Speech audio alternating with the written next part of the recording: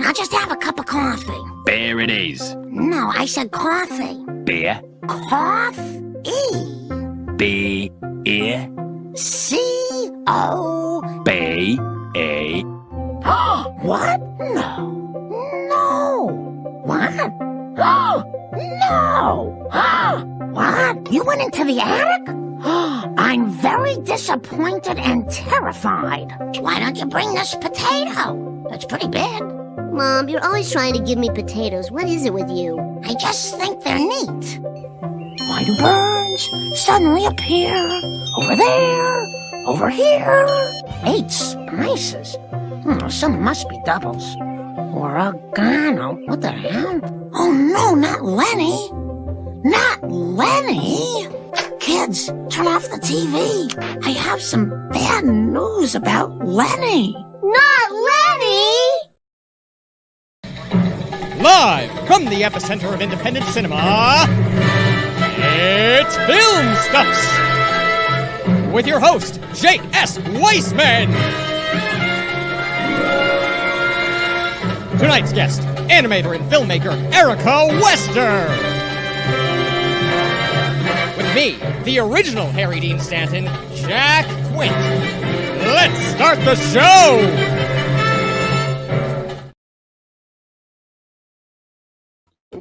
Thanks, Jack. What's happening, film dorks? I am so excited tonight. We have such an amazing show. We got some people who've been waiting already, fans of our guest that's coming up, Erica Wester. I've been watching her stuff. I am so blown away, and I cannot wait to talk to her. What is the news? Just a quick little news roundup. What's going to happen? Some things that might be looming over the episode, as it were. Movie theaters are reopening. We got real movie theater release dates coming in May. What's up with that? How do we feel about that? Are we ready for that? Maybe. And then also, if you have been following us for the past couple of weeks, a lot of independent films haven't been removed from Amazon Prime exactly, but is also, excuse me, but has been removed from streaming. So our films are not streaming anymore. You can buy them, but you can't see them for free. And as far as independent cinema goes, I think that's kind of a big one for us fringe filmmakers who finally got a chance to be able to get our films on a worldwide platform. That's a real big blow for a lot of us. So if people have any thoughts about that, definitely throw it in the comments. Ask us some questions. Jack, oh Jack. Here I am. How you doing, Jack? You know, I've got to say, this might be the episode that kills me. Why do you say this? Because I go roller skating with frequency, and last Friday I fell right on my chest. And, oh no! Oh yes, right here. And one of the things that I think has really glued our friendship together is our love of comedy and humor and our sensibility of that very thing. We love to laugh, and it hurts right now. It hurts very much. Oh even no! Chuckling thusly hurts a little bit. So in case I miss a cue, I'm probably passed out dead on the floor with a collapsed lung or a broken rib. Who knows? But the point is, I wear other padding, helmets, knee pads, and whatnot. You know that old saying that Mel Brooks said, right? I was just saying this to Bones, which is, if I get a paper cut, that's a tragedy. But if a man if you fall down the sewer and die, that's comedy. Yeah. With that in mind, everyone should go to jellyrollchicago.com right now. Follow us, like us, subscribe to us on Twitch, Facebook, YouTube. And by the way, if you are streaming this live on YouTube right now, you are watching it in the highest definition. So when we do our monthly film screenings, we highly recommend that you go to YouTube to watch the show so that you can see the films in their best possible viewing live when we do the show. We also recommend that you go to our wonderful filmmakers website so that you can see it in the best quality there. 100%. Can we go through some of these comments before we bring Yes, absolutely. We were just getting through the news first, but no, Jack, no news. No news is good news. I mean, there's really Also no Mel news. Brooks line. Is there no Also news? Mel Brooks line. Is there Mel Brooks news? Is that Yeah, that's the Dick Van Patten line when he is the hangman and in Robin Hood Men in Tights, and he says, "Well, you know what they say, no news is good news." That's true. This one will be a doozy, sir. Classic stuff. We have a lot of people watching tonight. I'm This is so wonderful. excited. Thank you all for watching us. Oh, thank you for the support. I'm new at roller skating, new-ish. Yeah. Oh man, I would love to see me animated roller skating, falling down. Oh, thank you, Luke. I am Luke's roller derby queen. That's a oh shit. What's that? It's Leon Russell, a queen of the roller derby. Jim Croce. Well, that too. Oh fuck! I fucked up in front of Luke. Sorry, Luke. All right, mom's here. My mom's here. Soon your mom will be here. All right. Well, let's get this show on the road. Indeed, I will. Everything. I'm falling apart. Live theater. This isn't happening. I'm falling apart like a toy. All right. Give us some money so that Jake can get a viable desk. Do you really think I have any kind of insurance right now? Please, for the both of us, we need this to happen. All right. You can give us some support on Venmo. I am going into the green room so that you can introduce tonight's wonderful guest. Wonderful. How's Thank you that so sound? much, Jack. We'll see you on the other side. All right. Our guest today is Erica Wester. She's an independent animator and filmmaker based out of LA. I think she has some Chicago roots. She comes from this Midwestern area, I believe. We'll talk some about that. And let's get her on to say hi, and then we'll show some of her work real quick. Oh, hello. Hey, can you hear me okay? So well. I can hear you so good. well. Thank you so much for being here. I'm so excited. Yeah, thanks for having me. Of course, anytime. Am I right or am I wrong? Am I jumping the gun? Do you have Midwestern? What's your Midwestern deal? I do. I'm from St. Louis initially, so yeah, we're like baseball rivals, right? Is that? Yeah, except I don't know. I'm closer to St. Louis right now, actually. Than okay. And when I was working in the city, I started wearing this hat because I wanted to get a White Sox hat, and I was like, I can't talk about sports. There's no sports I can discuss. So there you go. There you go. How long have you been in Los Angeles? Oh God, I actually don't know. It's been longer than 5 years, but less than 10. I can't remember exactly. So like, no, that maybe sounds 7? about right. I think isn't that how it goes when you live out there? It kind of goes by that. It's like an endless summer. So I don't know. Like time hasn't passed at all as far as I'm concerned. I assume there are seasons in St. Louis. Yeah. Actual seasons. There aren't as many over on the West Coast. Mm-hmm. Yeah. Jack, would you mind playing Erica's reel? For those who haven't seen it, there's going to be a big burst of language right at the front, but we don't care. Who gives a fuck? So let's roll that reel so we can talk a little bit. Right. Fuck you, baby! Fuck it, bitch! Well, I guess we're never going to get that list from the girls.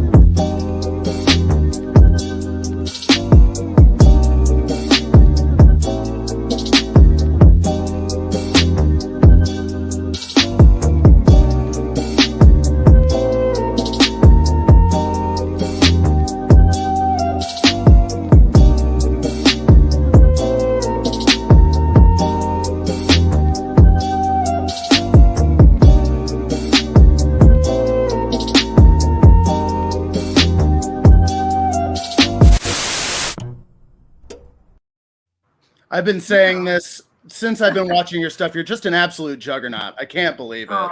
Thank you. Just unbelievable. I think we really got to talk about Welcome to Hell, right? I think that's what a lot of people want to talk about. Oh, sure. Yeah. Where did that? So I have so many questions. But, sure. But what's the start? Yeah, where is the start of that? Oh man, like it kind of goes back. It was just like a comic idea that I had when I was like a teenager, and then I went to school for animation, and I imagine this is actually kind of similar to going to film school, right? You have to make a film as like your final project. Sure. So that's I just kind of adapted it into like a short film that I wanted to make. But I wanted it to kind of like set up this like larger story or whatever. So, you know, I posted that and everyone was like, oh my God, like, where's the rest of it? And I was like, there isn't the rest of it. But yeah, it was like, you know, it kind of got this like following or whatever. And everyone was super cool and like wanted to see more. And so I've just kind of been like figuring out, okay, well, how can I like make more though? So that's what I've been up to lately. So it was just, did you do it for grad school or undergrad? Undergrad. Undergrad? Yeah. Most animation schools are just undergrad, I guess, unless there's like I think one animation master's program I know of. But yeah, it's mostly all undergrad. But yeah, they you make a little film at the end of it, and most people, for reference, like most people's student films are like maybe 2 minutes or 3 minutes long and they don't have any dialogue. Right. And I was like, no, I want to make a TV show or whatever. So like, you know, it's dialogue heavy. Their characters are talking all the time. There's a lot of shit going on. Like, so, and I mean, and I think like the quality of the work, like kind of had to suffer a little bit in order to like do the story I wanted to do, if that makes sense. But I got to do the thing I wanted to do, and that seems to have resonated with people. So yeah, fair enough. Yeah.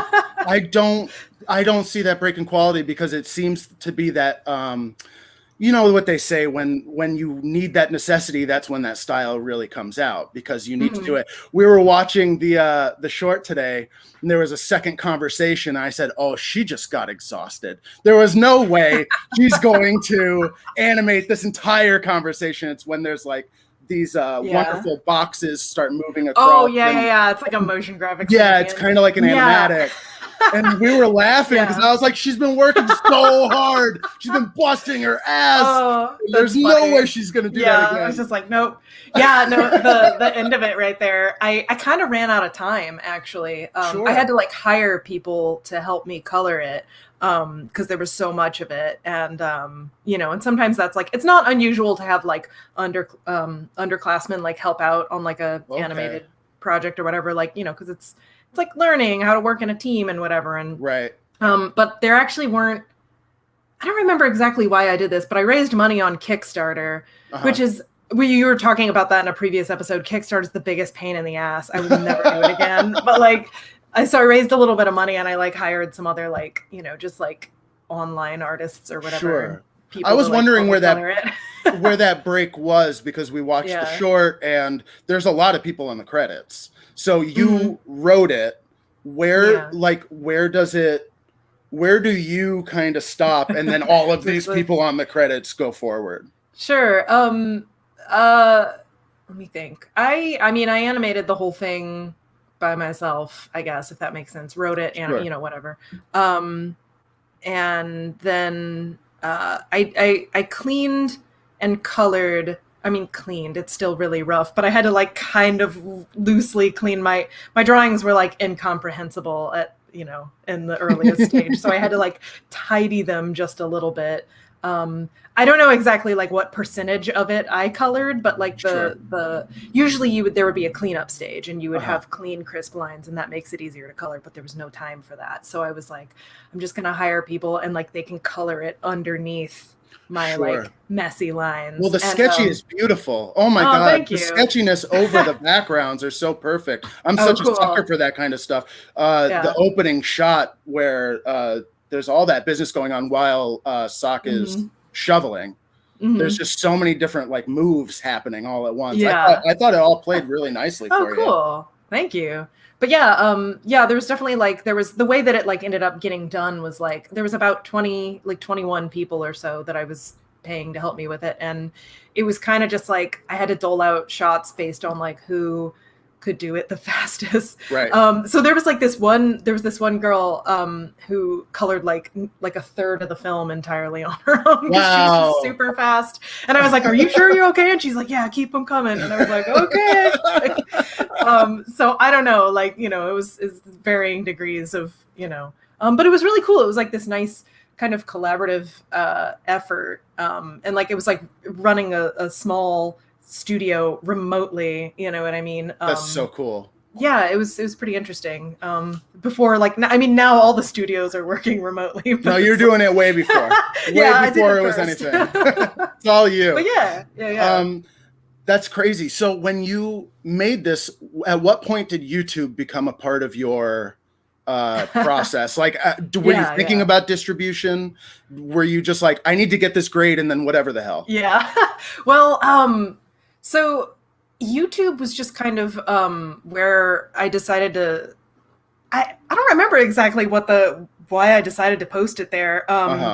But because like typically for like, it's like Vimeo is the more like, that's for right. What it's artsy. It's less Yeah, but no one watches it. But everyone has it, and you got to pay for it, and it's better resolution, and you can. Oh my god.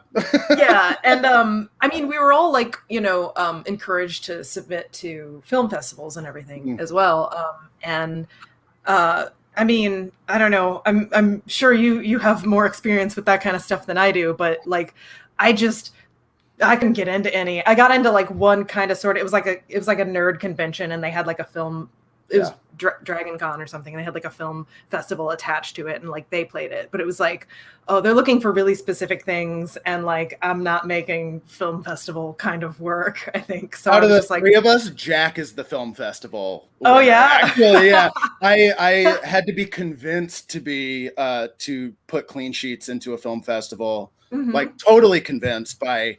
Not only loved ones, but like therapists and stuff. Like you, it's good. People got to watch it, pal. Yeah. And I'm like, fine, okay. Like, I'll spend my money. And I did it for a year, and I got, I got into one and got an award, but there wasn't a screening. So it's like, right. Cool. I can't complain. Yeah. And then everything else is just like, oh, baby boy, no.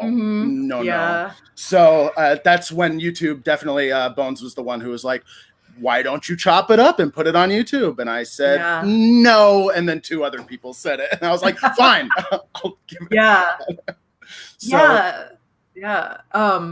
It's been interesting. I guess that was my thought too. It's just like, whatever, it's going to reach the most people on YouTube. And then you get, sorry, keep going. Oh, no, go ahead.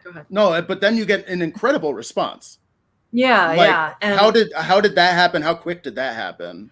Oh gosh, I don't know. It would kind of come in waves, right? Like, it was, I kind of had an idea. I had a little bit of a following like already, and I knew they were excited to see it. So I thought, okay, maybe like, and I had some classmates that had also made films that had like done pretty well on YouTube and stuff like that, just posting it out there for free. And that kind of had like a little bit of a buzz for like maybe 2 weeks. And so I thought, okay, that's like reasonable, 2 weeks or whatever. And then, but it like just kept going. And I had a big presence on Tumblr at the time. And Tumblr is a very like fan oriented kind of community. So it kind of took off there, and people on Tumblr, they'll do fan art and make like little like GIF sets or whatever, and then that would like get reblogged and go around, and people are like, oh, what is this? And they'd go check it out. And so it would kind of have these like lulls, and then these like you know what I mean, like bursts of activity. But it was like fairly constant for the whole year after I graduated college, and I was like, oh god, I gotta do something with this. Because it's incredible going through your work and seeing, I was like, oh my God, 2.5 million. That's insane. And then scrolling up and being like, 14 million. What the fuck? So, I mean, that must be like, but it happened kind of slowly. It wasn't like one day you woke up and had like 1 million views kind of a thing. Yeah. It was over time, I would say. Very cool. Yeah. That's the kind of tricky thing about like, I mean, I don't like, even though I have that kind of following on YouTube, I don't like consider myself a YouTuber because I don't like regularly upload.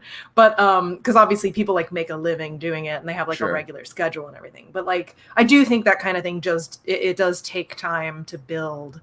But yeah, and yeah, it's been interesting. It's tricky too, right? Because I was this is getting a little bit off topic, but I was watching the episode you did with Christian, I think, and you guys were talking about self-distribution and stuff like that, and all the kind of different like outlets for it or whatever. And it's really fascinating, right? Because like we live in this time where you can kind of post your work like pretty much like it's never been easier to self-distribute. But at the same time, like all the channels for it it's run by a giant company. They don't care about you. They can change their terms of service at any point without notifying you. Like we're still dependent on these like things we have no control over. Right. So it's kind of weird. It's this sort of, it's like playing a game almost, but it's been the hardest thing being like, this is the best thing for fringe independent filmmakers. It's Amazon. Like it's Amazon. And when we got started, I remember talking to my partners and stuff being like they're so big, they don't even care, just make us money, and it's fine. Just stay there and make us money. And now they've decided that we're not making enough money, I guess. But that sucks. That sucks so bad. But like, it's the same thing I said on the Christian episode. Like, what am I you get upset about it. So before we play, I want to show the trailer for Welcome to Hell. Sure. Is there any comments that we should go up? Is there a good place to send fan art? Should they just tweet at you? Oh, I think they mean for you guys. I think they were going to draw Jack roller derby. Oh my God, that's I could be misunderstanding. Well, yeah, we're on Instagram. DM us, slide in our DMs. We like it. Cool. Oh, that's cool. Yeah. All right, Mr. Jack. Oh, sorry. Oh no, I was just gonna say I recognize some usernames here. Pretty cool. Yeah. It's great that everyone's coming to show their support. Yeah. All right, let's play the trailer. Jack, play the. Hey, hot stuff. You see something you like? Do you know why you're here, Mr. Sawachowski? Because I killed my parents, killed myself. Yeah, well, I kill my parents too if they name me Suck. So what's gonna happen? What's gonna happen is I'm gonna make you an offer. You'll be assigned to a human counterpart. It is your job to haunt, torment, They've got this neat spooky hole. pester, until eventually he, punches his own ticket. I will never be a friend. You mean like a deal with the devil? I mean like a job offer. It's always been worse than it seemed. So you're really a ghost? Demon, actually. Huh. And if I decline your offer? You won't.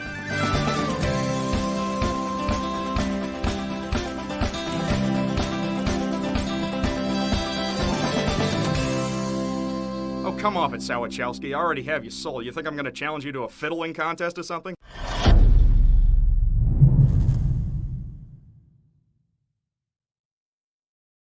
I would like more, and we'll talk about that because I do want more. Cool. And there's a couple things because there's a whole episode to watch, and then there is talk of a sequel. There is I've been told. Yeah.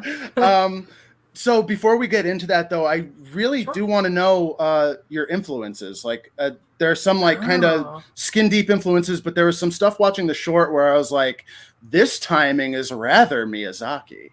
And I was kind of like, kind of surprised by some of the stuff because it doesn't feel like just anything that's thrown on Cartoon Network or what have you. Okay. That's interesting because I'm sure there's a lot of stuff that's like, stuff I'm like, just subconscious or whatever. I think that's true. I find anyway, when I'm animating, sometimes I'll do something and the timing is like, I'm like, oh yeah, I've seen that before. And then realize like, oh yeah, that's like, it's Miyazaki or it's a Disney thing or it's whatever. Sure. But yeah, I would say like, I tend to consider my biggest influences. I don't know. I don't know that it's going to make any sense whatsoever, but throw me. The Simpsons. Who are they? Yeah, I don't know if you've heard of them. They're America's favorite family. Oh my god! They put the fun in dysfunctional. No, but you're not wrong. I think they used to use that on like some of their merchandise or something. But anyway, what else? Anime, like just in general, I was a really big like anime nerd when I was a teenager. What kind of stuff were you watching? What kind of stuff was I watching? It's funny. I actually didn't watch.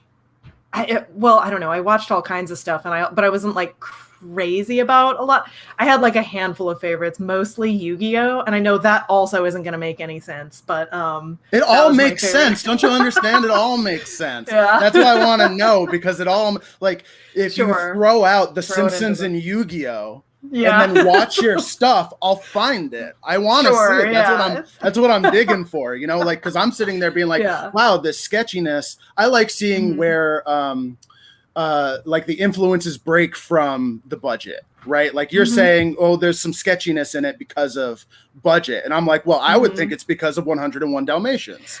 Actually, you know?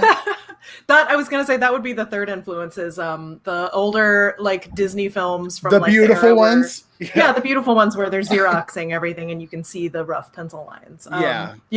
All those. I love them. I like aesthetically. I love that, and I was hoping people would make that association and not just like, oh wow, she. Whatever. You know. I talk about Jungle Book every single day. No, it's not even that. It's you know, and I'm like a huge Ralph Bakshi fan too. Oh, so nice. The last thing that he did, I was expecting to be this fully animated thing. It's called The Last Days of Coney Island, which was a Kickstarter, and he dropped it on Vimeo, and I think it's on YouTube now. Cool. And I was expecting it's worth watching, but I was surprised because it definitely plays more like an animatic. And I was a little disappointed, but it's still like Ralph Bakshi's like 85 years old at this point. Like like, and he's doing this shit by himself, you know, like we'll have him on the show next week, you know. Oh god. Cool. Yeah, that's crazy. All right. Any others that come to mind? Let's see. Any others? I don't want to drag No, it's okay. I can't really think of anything specifically, but it does come from a place of like seeing kind of things that I like or stories that I like and feeling like but I wish it was more like this though, and then kind of making a story like that, like I really like, there's a lot of movies that I like that have like a horror element or a supernatural element, but I'm like, but what if it was like kind of funny and cute though, like, you know, just stuff like that, like what if it was like, you know, just two guys talking, but one of them's a ghost. I don't know. Like, why does it have to be? Yeah, I don't know. Oh, and I was really excited to see you do the South Park redraws, because I've seen just a little bit of someone did a home movies redraw, and I thought that was just the coolest thing ever. So you're the only other person I've ever seen really. Oh, okay. Yeah, there's kind of a trend of those. Like someone will you know have a whole project and they'll get a bunch of artists involved, and you just like reanimate like an entire episode of something or you know, or a short film or whatever. But yeah, it's those have been going, like those have really like gained a lot of traction in the last couple years. And I usually don't do them because it's like, you know, it's like a passion thing. It's just for fun. But if one comes up that's like something I really, really love, and South Park is something that I really, really love, I'm like, okay, all right, I gotta be in on this. So that's great. Yeah. All right, Jack, you paying attention, Jack? Let's roll that Welcome to Hell 2. I'm not sure if I actually believe in demons, but for the last week, I've apparently had one haunting me.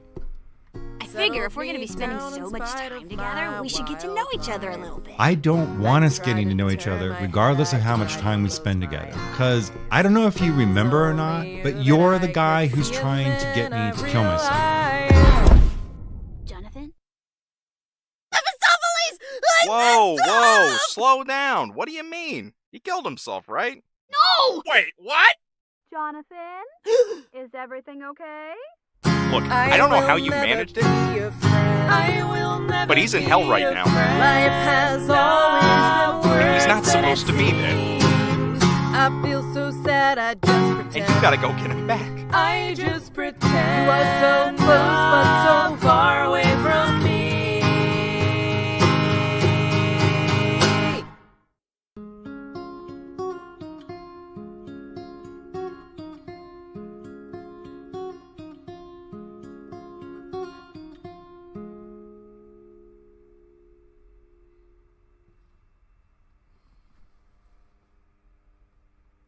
Jonathan, have I ever given you a reason not to trust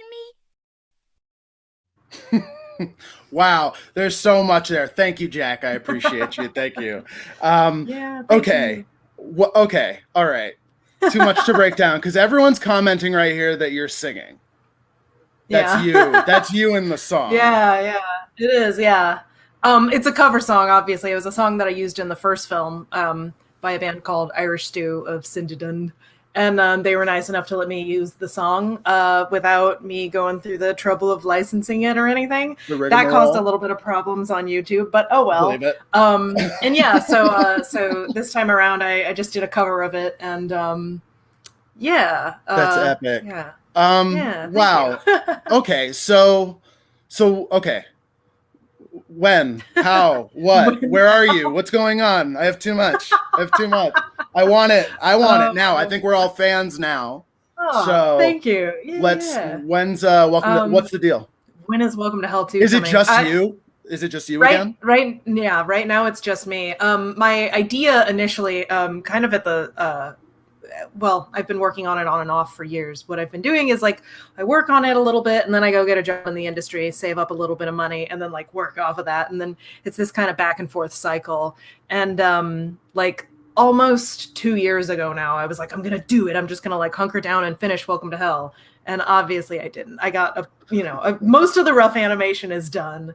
And it's kind of tricky, right? Like when you're just, you're the one setting your own deadlines, and it's like, I don't know, it's done whenever I finish it. And I know that's kind of it's a tricky mindset to get into, just like fussing over your thing forever. But it's a fine line, right, between driving yourself crazy and like, because you got to make the money, you got to do the other job, you got to care enough about this to be able to do it. Clean sheets. Clean sheets I edited like in my off time. Yeah, Clean Sheets is great, by the way. I just watched it the other day. Yeah. Very kind. Thank you. We'll have an ad for Clean Sheets at the end of the show. Oh, awesome. Because I think I saw you might have watched that, and so I made the rest of the parts all available and decided to open it up. Okay, I couldn't find the other parts. And I was like, where did they go? Well, that's what I was kind of hoping for. It was one of those things where I thought I was going to get into a festival, so I was like, I'll take off these episodes, get people real kind of juicy about this first part. Yeah. And now I'm like, God, just forget it, just screw it. I can't take it anymore. So it's all available on YouTube now. So I do cool. Watch it. Yeah, the whole thing, the Megillah. Okay, that's okay. Cool. So, have you considered? Sorry. No, go ahead. Have you considered like hiring an army of people to finish doing this, or like getting your following to just, I don't know. That's messy. That gets messy. Sure. Yeah. That was kind of the goal. I was gonna like commit pretty full time to the like being like a social media presence, you know what I mean, making YouTube videos and like getting a little more income that way. And I have a Patreon and stuff like that. And I was like, and I'm gonna make some money and then I'm gonna hire people out. But like realistically, I just wasn't making enough money not to hire people and pay them what they're worth, certainly. So I just been kind of doing it. I was just sort of doing it by myself, and I've had a couple like. There's like a couple like friends of mine who have reached out and been like, oh, can I do a couple shots? And it's like, yeah, totally. And sure. I've got another friend who's like the head background artist now. She's like, can I just like be in charge of your backgrounds and props? And I was like, yeah, want, right? Totally. Yeah. So yeah, I am like kind of slowly hoping to build a team from it. But and actually, I need a little bit of more money for that. So I just recently jumped back into the industry to try and get an adult paycheck and nice. Maybe start paying some people to help me finish it. But great. We'll see. I don't know. It's weird. It's kind of a weird spot to be in, like admittedly. But I don't know. The messy life of being an artist working on a passion project, I guess. Right. I totally understand. Yeah. Hey Jack, could you join us for a second? That I can do. Sorry, I was just wondering if you heard that. I do hear that. There's some sort of white noise coming in, and I'm not sure from who. From my end? It might be from your end. I'm gonna remove. But it's okay. Erica, I'm gonna remove you from the stream. Just okay. It could be that. I think that's what it is. I think that's what it is. Apologize. Let's hey, no, I just wanted to make sure. I'm gonna get rid of you, and then I'm gonna bring you right back. Yeah. Yep. That's what it is. There it is. Yeah, okay, cool. it's down to the shower. Yeah. Hey, yeah, it's like just a the water kettle, like an electric kettle. I just wanted I'm sorry. lock that in. All right, Jack, I'm going to call you back in about 10 minutes. Is that okay? Thanks, guy. Okay, so, yeah, you live in Los Angeles. There's a lot of people with lots and lots and lots of money. Yeah. Don't they just want to give you all their money to finish their cartoon? Yeah, I wish. It's kind of interesting, right? Because like everyone's like, oh, why don't you just like pitch this to Netflix? I'm like, what am I gonna do? Just walk into Netflix? And I know yes. the amount of content, I know we think it works that way, but it's like I think you kind of have to know someone and you have to set up a meeting and it is interesting. They are a lot of animation studios anyway are kind of looking at people's follower counts now, so that's kind of fascinating. But it's like, well, because I've like stayed out of the industry for so long, like stubbornly working on my own stuff, I'm not super well connected within the industry. I mean, you know what I mean? That being said, are you allowed to talk about what you're doing right now? I think so. I can say what's out there already. What's the money job right now? The money job right now is I'm working at WB on an animated Aquaman miniseries that's going to be on HBO Max. So that's pretty cool. That's very, very cool. Yeah. And it's out there if you guys Google it. Like I saw some stills from it, and I was surprised by the style, and then it makes perfect. Yeah. And then it makes perfect sense once you see your work. Mm-hmm. How do you feel about that? Like, how is it being this you are an independent artist. You have purposefully stayed away to do these independent shorts that take a lot of time of your own kind of, like, what's it like to then do fucking Aquaman?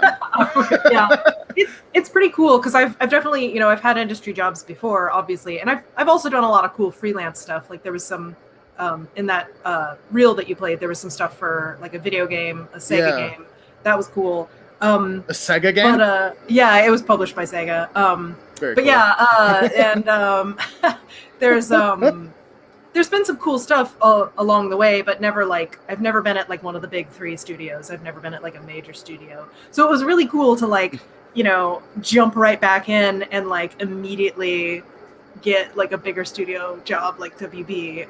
That was cool because I was taking some tests for some like other shows and sure, just other stuff, and I was like, oh god, I don't know if it's a paycheck, I guess, but like, and then this kind of opportunity came along, and I was like, oh, that would be great if I could get like, big thing.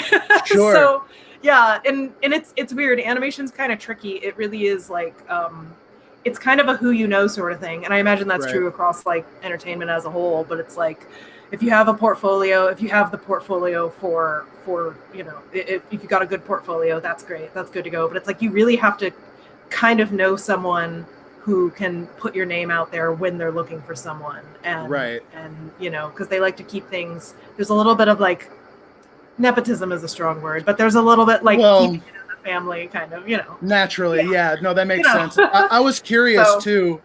There's I believe his name is Simon Chong, who is a guy who started on YouTube, who made this short that was Bob's Burgers versus Archer. Oh yeah. And he took audio from both and made a short. And now he became a storyboard artist for Bob's Burgers, and now he's directing episodes. Oh, that's cool. So I wasn't sure how much of that kind of plays with your thing. Yeah, sure. Definitely stuff like that happens. And I know a couple people also who like got, it was like a crazy like string of like, I don't want to say luck, because obviously like they're talented and they deserve those jobs as well, but it's like more often than not, I feel like it comes from like networking with people that are like similar to your level, and they're like, oh, there's an opening here, like do you need work, do you need like anytime there's like a party with like other animators or whatever that I go to, it's like, hi, how are you doing, where are you at right now, do you need work? Like everyone's kind of, especially in TV animation, they're short contracts, so you're always looking to like jump to the next job. I got you. And everyone's kind of like, everyone tries to sort of look out for each other, and once you get your foot in the door somewhere, then you can kind of, you have a little bit of pull, but it's like someone kind of has to already be working there and like put in a good word for you or throw your name out, or No, that makes perfect sense. That makes perfect sense. Usually. But not everyone I know that's at all successful out there on the West Coast are all very, very humble about how much luck plays into it. I'm trying to say that properly. I get mixed up sometimes. It's like they admit to the amount of luck, even though they are the most talented people that I know, and that's why they're tearing it up out there. Yourself included, but it's nice to see everyone's very humble out there. Well, that's a funny thing to say. I know the people that we know. Absolutely. The people on YouTube that I watch are less so. Yeah. That's I would agree with that. So when is Aquaman? And you're doing Aquaman from your home. It's so cool. I know, it's weird. How long are you working on that for? And then is there anything lined up, or are you just going to go back to Welcome to Hell 2 like we all want you to? I don't have anything lined up after that. Aquaman, I think, ends, I don't remember. It's sometime in the summer. Gotcha. So I'll be on it for a few months. I'm doing retakes animation. It's like, you know what I mean? It's further along. The animation has already come back from the Korean studio, and we're just like cleaning up kind of what needs to be fixed or whatever. And then I mean, I don't know, it kind of, that's the weird thing about TV animation is, sometimes something comes up right after a gig and you're like, that's too good of a thing to pass on. Like I have to jump onto this next project now. Right. So we'll see what happens after Aquaman, but as of right now, my plan is to, just jump back into Welcome to Hell 2. I am still working on Welcome to Hell 2, like on the side as well. But you'd think that WB Max would need some content, right? So right. Exactly. Like maybe I make some connections there, and I don't know. We'll see. I think now is the time. Now's the time. Everyone wants content. Let's do Welcome to Hell. Mm-hmm. As a series, it's obvious. It's obvious. Everyone who watches it, you did give us permission. We're going to be showing the full Welcome to Hell this month on our show, Filmstuffs So Far, Volume 2, May 27th. So Erica has been kind enough to share her work with us. So I'm really, really excited about that. Can I ask you about Mini Noir?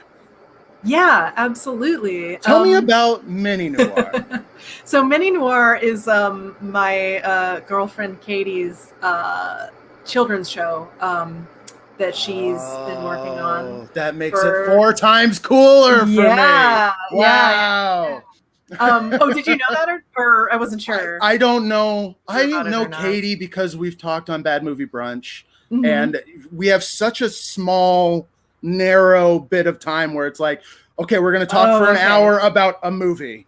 Yeah. And I enjoy her company, but I don't really know her. So gotcha. Okay. I wasn't sure. I wasn't sure. I know it's kind of like, friends of friends of friends. But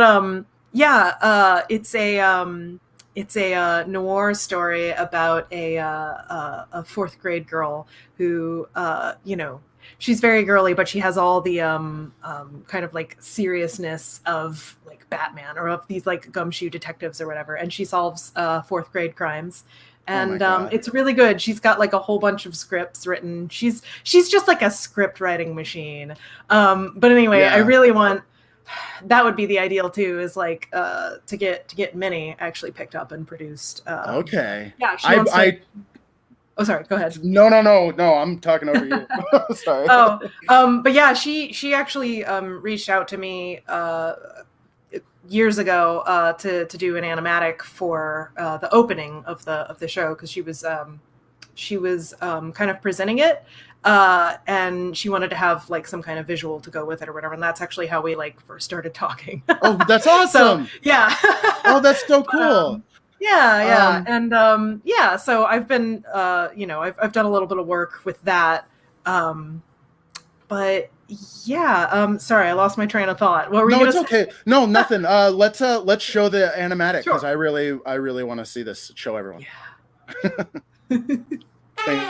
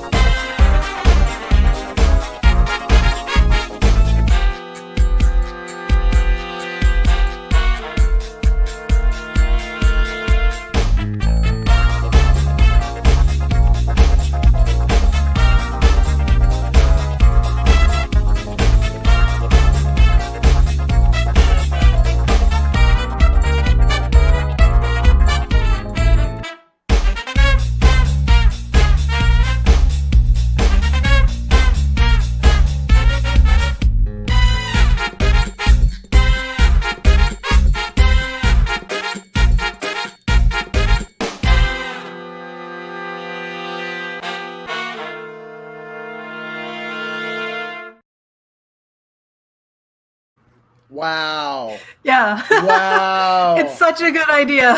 It's like wonderful. Yeah. It's really apparent to see how excited you get. You get like your face gets all bright when you talk about it. It's really great. Yeah, it's I mean, she, you should have her talk about it sometime. She gets even more excited about it. But yeah, it's a great idea. I love it. I've like read all of the scripts that she's written, all of her episode ideas. But yeah, it's really cool. Got all the the different characters. There's like a femme fatale type, but he's a guy, of course. It's great. She has this crush on, and the hall monitor character, and they're rivals, but they're sort of also best friends. Like they're always fighting over like who gets to take this this guy in or whatever.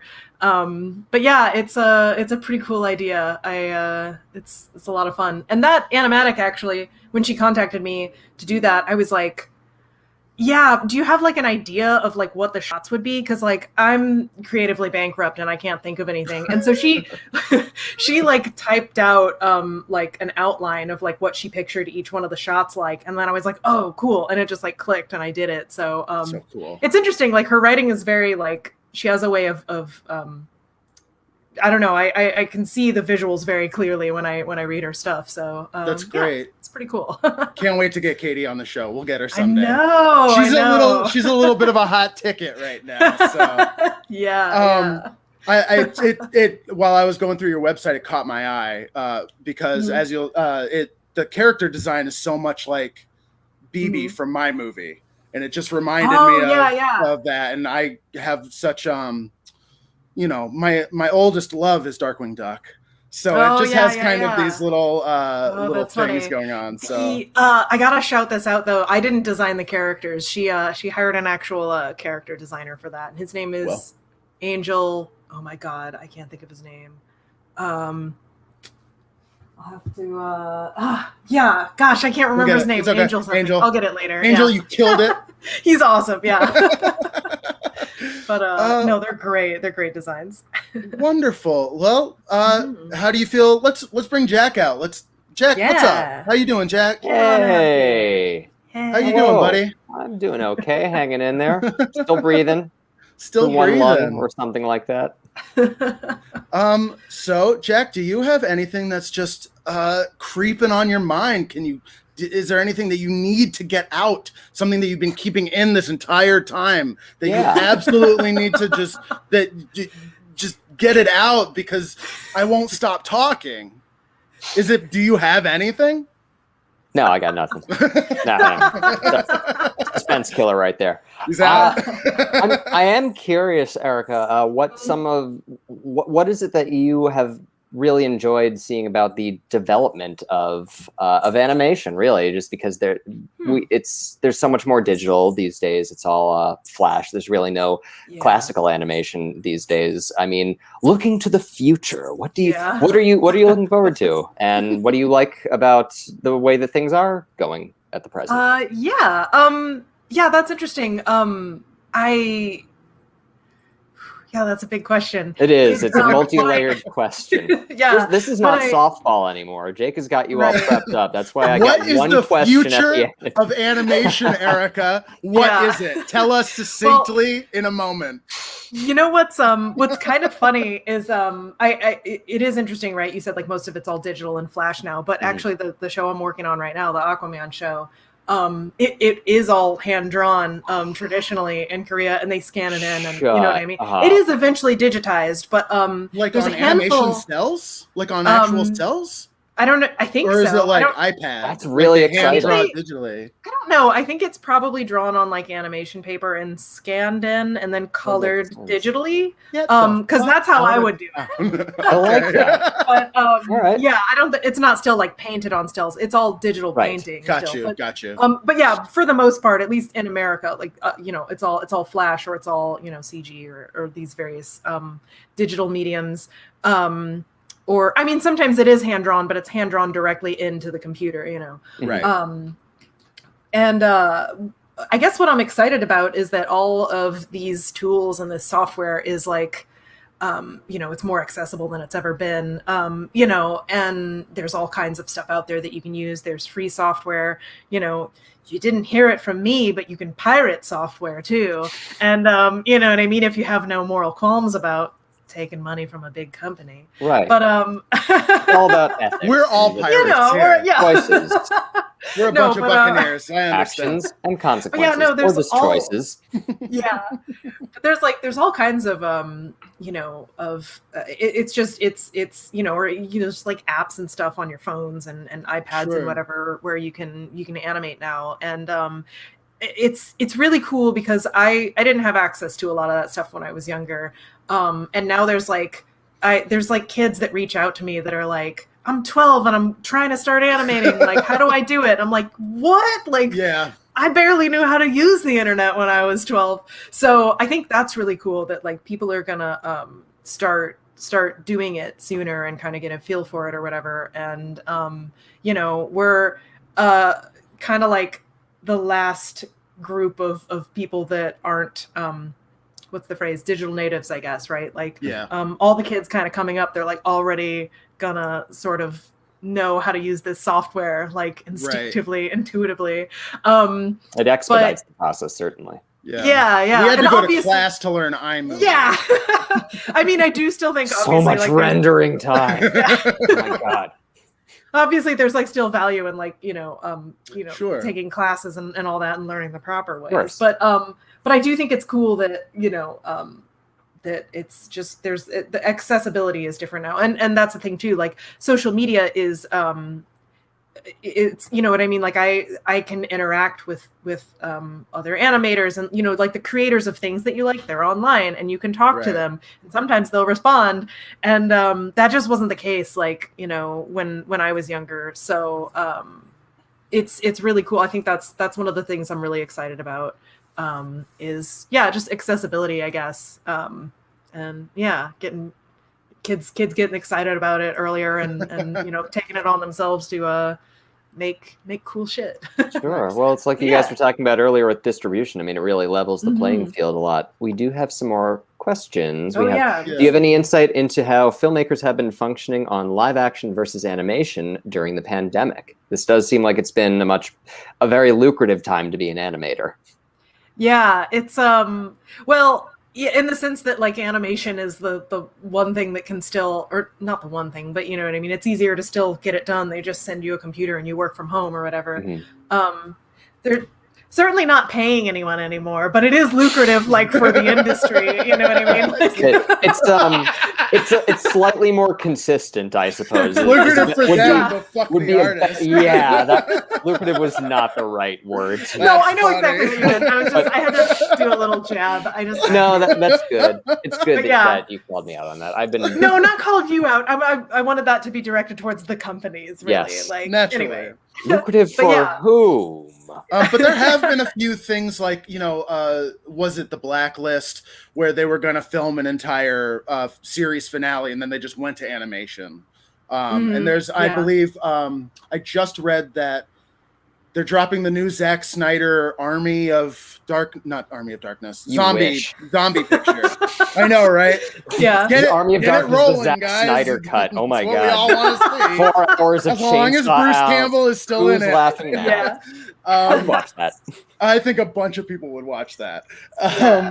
But I digress. The zombie film that he's about to drop on Netflix is going to have an animated follow-up, and he was going to straight up he was going to film it, and then because of the pandemic, it ended up being animated. So, have you been feeling like? Tell me about the community before and after kind of thing. Have you how do you like feel the squeeze, or does it feel? Do you not feel it? Is it anything? Can we already go through it? Yeah. No. It's totally cool. I think that's a great question. Me personally, because I was independent during, like, working on my own stuff during most of the thick of the Rona. It didn't affect me personally too much. I was like, work from home. I do that every day. Like, so I'm like not really the right person to ask about that. But like in general, I do think it's cool that there's that more and more people are turning to like, oh, why not have it animated? I think that's been pretty exciting. But yeah, I think there's, sorry, I'm getting my thoughts mixed up here. There was a meeting the other day that WB had, and they were talking about how, like, I think they've won or been nominated for more stuff in animation this year than like ever before. And it's like, well, naturally, because they, so it is cool that there's going to be more and more animated content. I wish more of it was like original animated content. That's my only gripe. It's like, I'm just like sick of like remakes and reboots of everything, but it's beloved properties. And I think it's cool to just get more stuff in general. That's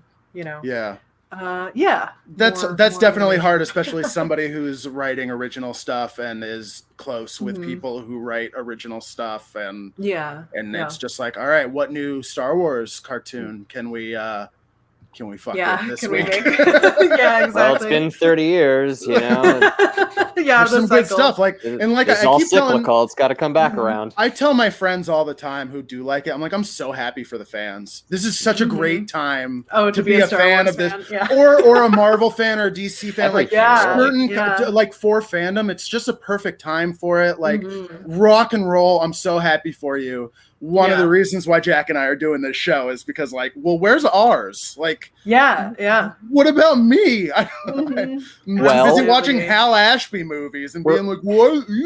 We're getting a Don Bluth movie soon. No, we're not. Oh, yeah? Yes. What are you talking about? Dragon's Gate. Dragon's Lair. Dragons. Yeah. They're making a Dragon's Lair film? They're doing a yes. Yeah, they are actually. I don't know, you like, guys where are it is. Crazy. They were talking about it anyway. That's the best we're gonna get, Jake. Yeah.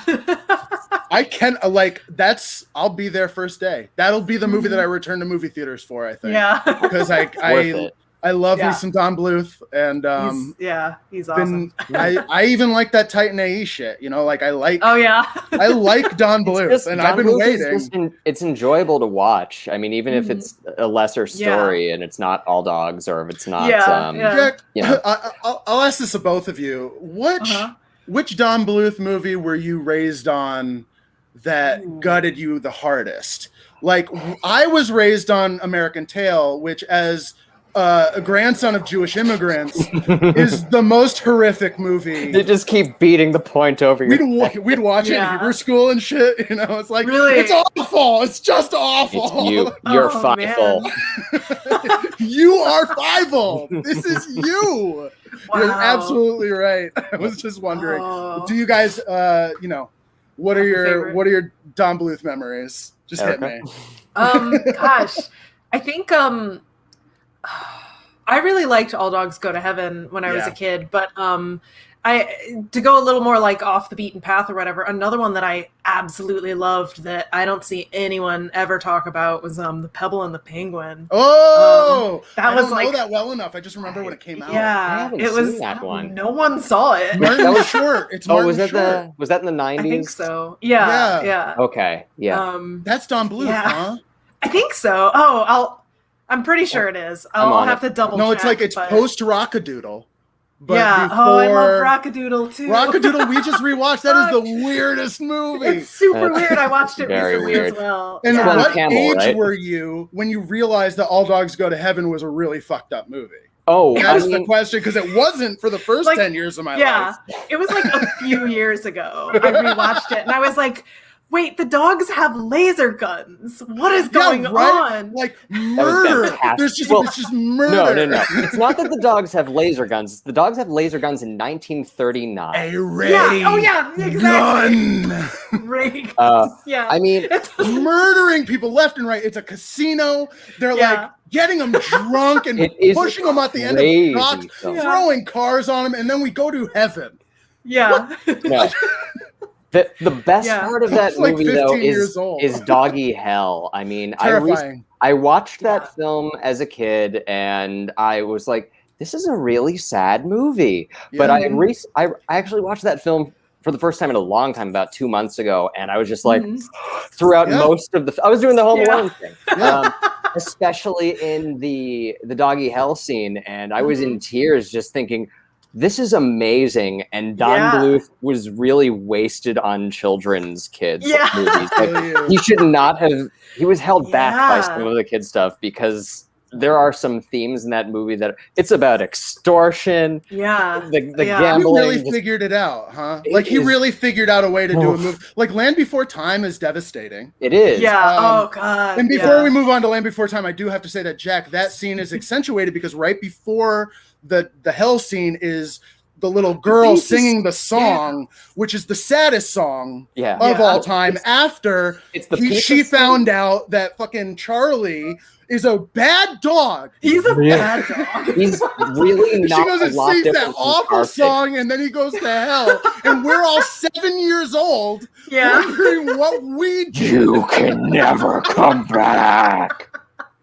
It's a wonderful scene, and I think that might only imagine. That's one of my favorite scenes of animation. Period. It's beautiful, but I can imagine like when I worked at a movie theater, we were sending kids in to go watch Spider-Man get killed. You know what I mean? So like I can only imagine the kids coming out of that one. I know that my nieces were terrified of Polar Express. They were that age to be like this tall for Polar Express. No, it was the eyes. Yeah, definitely. I think that the scariest part of All Dogs is the fact that it takes place in New Orleans. Right. Yeah, for sure. Everything we've just talked about is just accentuated by the fact that they're in the land of the craw-craw. In the Depression. Yeah. Oh my God. Yeah. What a great, I just want to sing it. I quote it all the time. Did it bite? Yeah. I say that. You do the Grand Chawhee's birthday. The Grand Chawhee, yeah. I send that to everybody. Didn't you know it's the Grand Chawhee's birthday? Ew. Frightfully sorry. Oh yes.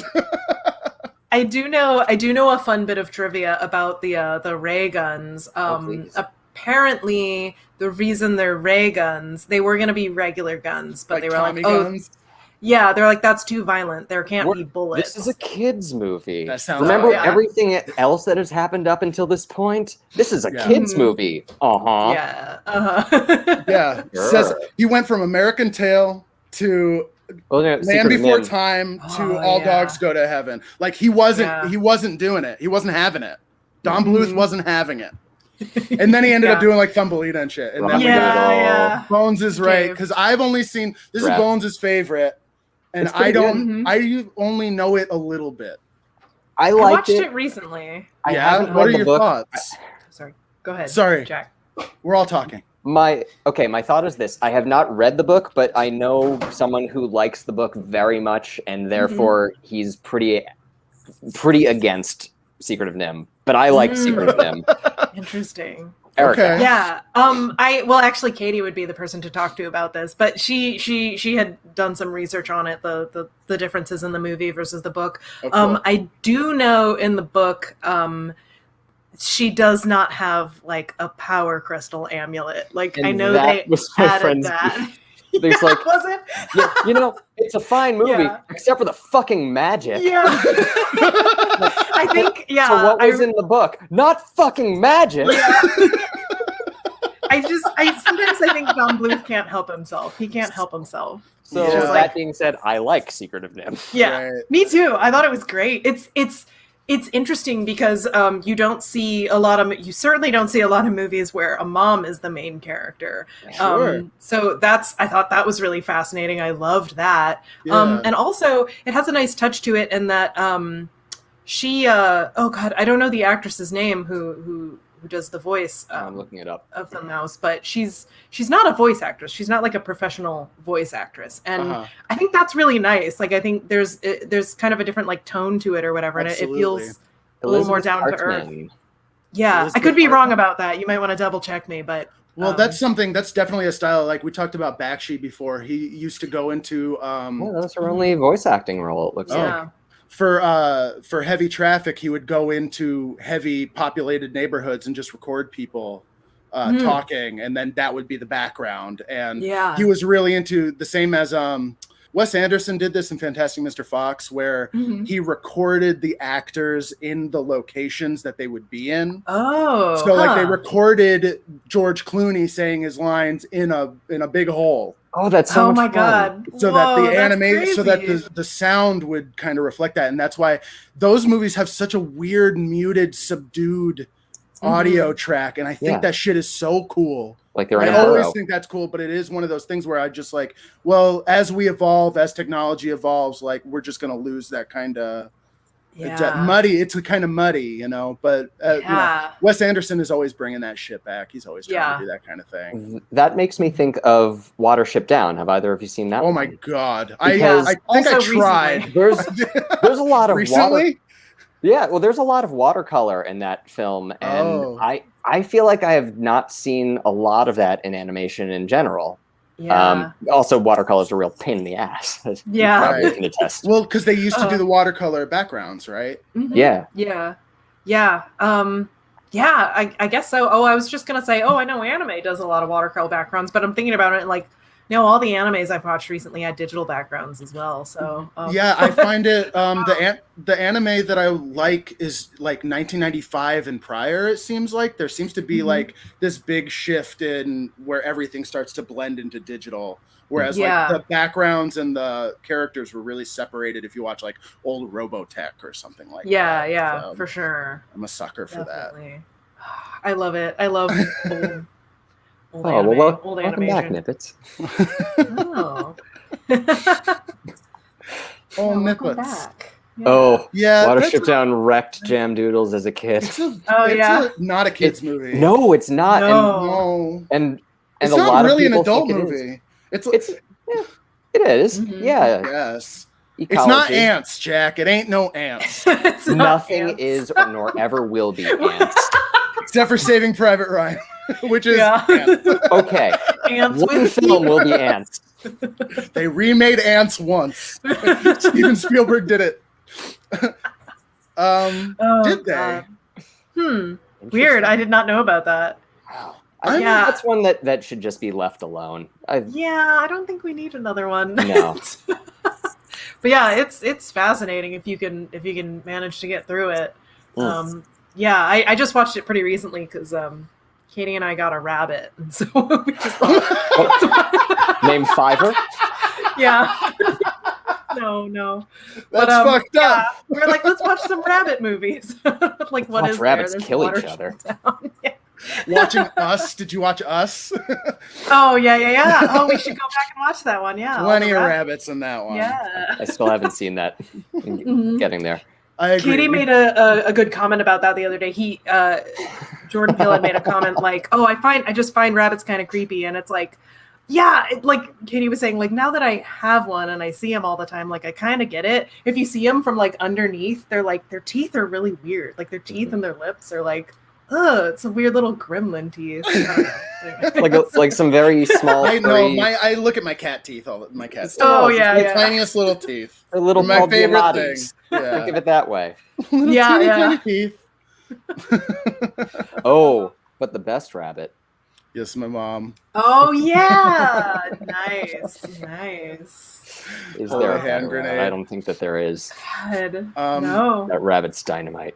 So as far as animated projects go, is there anything that you're like really excited about? Is there anything I don't know, do you know of anything indie kind of feeling that might be coming out, or is it all just superheroes now? And Jack has a question too. Oh yeah. Go ahead. The question was actually, I believe, from Jam Doodles wanting to know where to support Mini Noir. I'm trying to find the comment, but it's moot at this point. Yeah. Where can we support Mini Noir? And also the other projects as well, such as Welcome to Hell. So well, Welcome to Hell. I mean, you can look up any of my socials, any of my social media. I talk about it on there. Well, at this point, we're waiting for the sequel, and and we need you to get off the Warner Brothers paycheck. Yeah, I know. I mean, please keep doing that. Take their money. Take their money. Yeah. As for Mini Noir, I know Katie has a lot of the scripts of that on her portfolio website. I believe I think I can shout this out. It's I think it's just KathleenGrotzinger.com. Is there a dash between it? No, it's one word. Is this with a C or a K? With a K. Oh my god, I almost said C. Wow. Yeah. Now spell Grotzinger. Yeah, I know. Good luck with that. Sorry, yeah, it's G-R-O. Oh god, I'm dying. Oh no, we got Jack. Oh no. Do you want me to type it out? Is there a there's a private chat right here. And then I can put it out. Yeah, send it in the private chat and Jack will if you can get it going. Yes, absolutely. Don't hurt yourself, Jack. It's too late. It's too late. There we go. Oh. But yeah, she's got a lot of the scripts up there. If you guys want to check those out. And hopefully she won't big time us anymore, and she'll come on the show and talk to us. Yeah. Sorry, what was your just is there anything kind of down the pike? Yeah. So there's two things that I thought of immediately. One, there's another independent creator who recently had a show picked up by A24, who's never previously done animation or TV, to my knowledge. But anyway, and that it was a pilot called Has Been Hotel by a lady named Vivian Medrano. Cool. And that's on YouTube, and it broke the internet the day that it came out. Really? So it is kind of exciting, right? Like that was a entirely self-produced thing. That's great. And so it just because of its popularity, basically, it got picked up. So that's really exciting because that's she kind of busted down the door for indie people to just potentially you know what I mean? Yeah. Get their stuff made that's that way. Exciting. So that's pretty cool. That's very exciting. I think the implications for self-produced animation are pretty huge. And the other thing, let me think. I have a couple of friends that are doing some really cool indie stuff. And actually, a friend of mine who's he's a Chicago boy as well. He just moved back to Chicago. He's an independent animator. Well, he has both more indie experience and more industry experience than me, than a lot of people. His name's Kalen Whitfield. Whitfield? I don't know if you guys would be interested in having another animator on the show, of course, later on down the line. But I could reach out to him if you wanted. He does some really cool stuff. That'd be great. As long as he's halfway as entertaining as you. If he's boring, I don't want him. I don't want him anywhere near me if he's boring. No, he's nowhere near this. He's very energetic, very he's cool. He's, he's good. He's more than welcome. Yeah. Would you be willing to come back someday? Yeah, chat with absolutely. Us again? Yeah, see what's up. Keep us posted with Welcome to Hell 2. Yeah, totally. We have question from Jam Doodles wants to know what Erica thought of all the cosplays popping up. I love them. I actually I haven't checked any of the. I haven't seen the super recent ones, but I have occasionally I'll get a text from someone that's like, oh, back in the before times, like, oh, I'm at a con right now, and someone's dressed like your characters, and they'll send me a picture of someone dressed like Sock. Like, wait, I know her. I gotta send this. Yeah. But yeah, I'll have to check out. I'll have to check out the new ones that are popping off, so to speak. Yeah. Where? Sorry. No, where did that design, was there anything specific that influenced the design of Sock, or did you just Sock? Oh. Yeah, or did you just like I noticed the hat, I like the silhouette. Yeah. Like, there's a lot of things going on with Sock, so I was just curious. Yeah, he's sort of based on a little bit the way that I used to dress when I was in high school. I used to like pick a lot of mismatched things and like layer them all on top of each other, and I don't know what I thought I was doing. I was just like, nonconformity, yeah. So some of that, it was sort of based on my weird fashion sense when I was in high school. And yeah, that's pretty much it, I guess. Cool. Just some weird combos of things, but love it. Just curious. Mm-hmm. And was Kaylin involved in Ghost Satellite back in the day? K and Major wants to know. K and Major. Oh, I know her IRL. Yeah, Kaylin was involved in Ghost Satellite back in the day. That was a little studio space that me and a bunch of people from the school that I went to, who K and Major also went to. But yeah, we had a little studio out here in LA for a bit. And we produced some things for this comedy band Ninja Sex Party for their like live shows, and we did like little streams or whatever. But yeah, Kaylin was part of that as well. That's great. Yeah. And someone wants to know about recent Welcome to Hell fan art. Oh, I love it. I always love seeing fan art, you guys. Yeah, and I always try and I'm not always online everywhere to see it, but I do try and like retweet it or reblog it or whatever when I can. But yeah, no, I love it. It kind of keeps me going. So yeah, I appreciate that. Yeah, more fan art, more cosplay means the sequel comes. Yeah, exactly. Everyone's like, why is everyone dressed up like Sock? Right. Give Erica some fucking money. How about that? Yeah. Do that. No.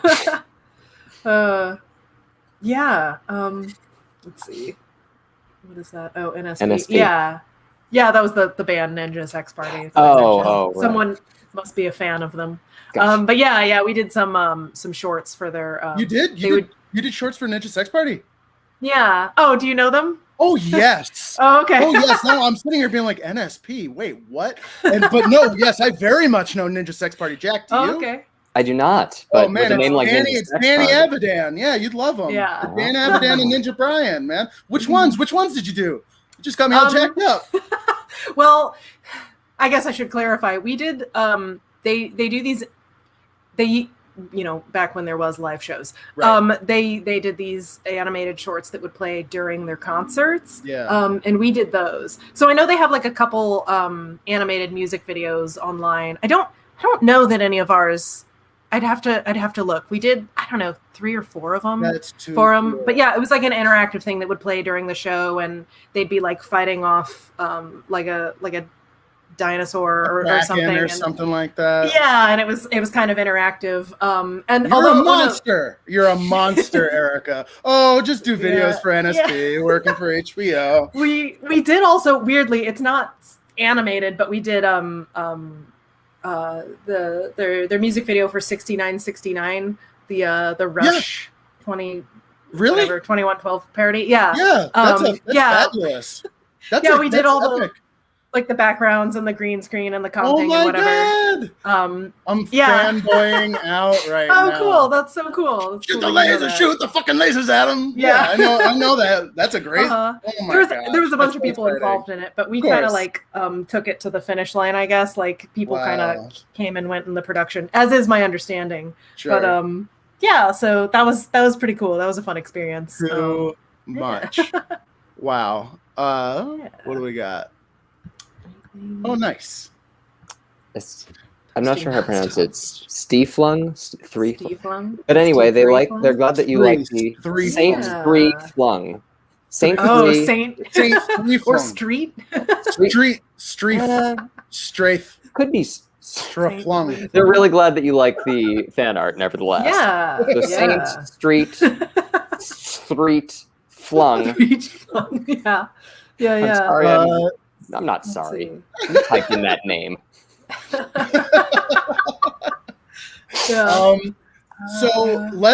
I'm gonna. Oh, what do we got? That's a good question. Sorry. How was your Do college you mind if animation we keep experience? talking for a little bit? No, I'm cool with that. I hope it's okay. Cool. I know we're going over if there a are little questions, bit. I have no problem sticking around. I just don't want to wrap up the show if everyone's getting all jacked up right now. And if you're exhausted and you want to say good night, everybody. I have things to do. Yes. No, all right. You are not required to entreat us, but we love having you, and we really enjoy these questions. So if you absolutely. Okay, so this person, you're going to be going to Kansas City Art Institute in Missouri, where I went. My college animation experience was interesting. I know the school has changed a lot since I've been there, so I cannot speak to what your experience will be. When I went there, the animation program had only been around for, I think, maybe 7 years. It was still pretty young. And we were the first full. We were the first class of 30 kids to go through, as far as I know. Previously it'd be there's 6 students or there's 12 students or whatever. It was interesting. I don't know. I'm sure the dynamic has shifted a little bit since I've been there. Like I said, the program was pretty young.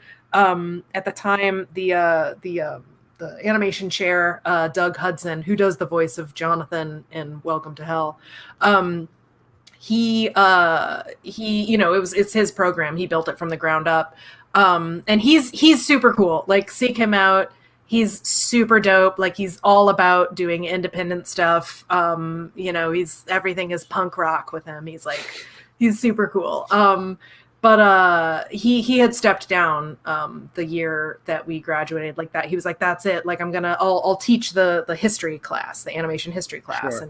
And I know that all of that stuff has kind of changed a little bit since, so I don't know exactly what the dynamic is. But what I will say is you're probably going to find and make a lot of meaningful connections with the other animators there, seek out the kind of people, I guess, that you connect with and that you feel you can learn something from.